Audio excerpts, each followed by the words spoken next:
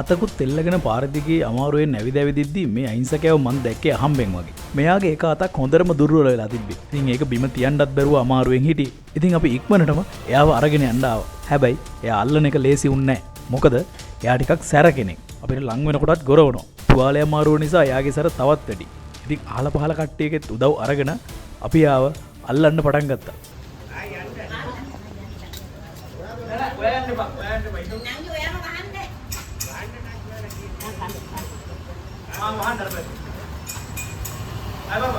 පොඩ්ඩක් කනකන් ඉන්න.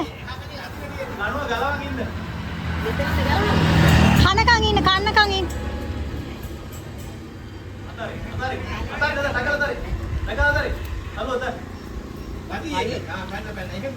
හොඳට ඇතුළට යනකන්.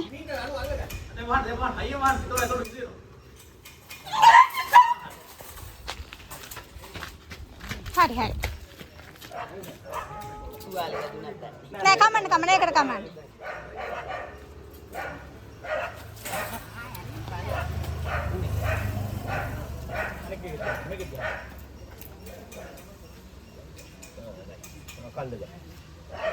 ඔය අතරම තියමු. මේ අතර තියලා බෑ. තව ඉන්නවා. එයා වැටෙන්නේ තව ඉන්නවා කට්ටිය. අර යන අපයි හැබැයි මෙයා හපන මේ අපයි කට්ටිය. ඒක නාරයන්කෝ. මෙහෙම උස්සමු. උස්සමු.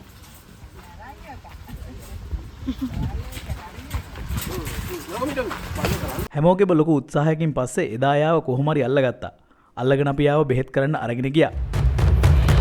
ඉතින් කොහොම වුණත් එයාගේ ඉස්සරහ අත අපිට සම්පූර්ණයෙන්ම අයින් කරන්න සිද්ධ වුණා. හැබැයි එයා දැන් හරිම සතුටින් ඉන්නවා. එයාගේ අතට මෙහෙම වෙලා තියෙන්නේ පිළිකා තත්ත්වයක් හින්දා. ඉතින් අතට විතරක් නෙවෙයි ඇඟේ ගොඩක් තැන් වලින් මේ පිළිකාව මතුවලා තිබුණා. ඉතින් අපි මේ හැම එකටම එයාට ප්‍රතිකාර කරා.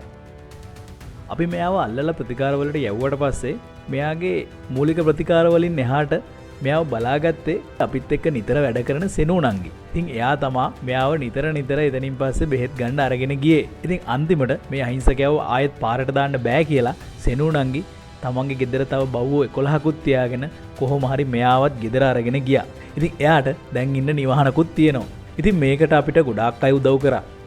මෙයාගේ වියදම් දරන්න ඔයාලා හැමෝම අපිට උදව් කරා. ඉතින් ඔයාලටත් මෙයාව බාරගත්ත සෙනුණන්ගේටත් ගොඩාක් ස්තුතියි. ඉතින් මේ අහිංසකයා දැන් සතුටින් ඉන්නවා.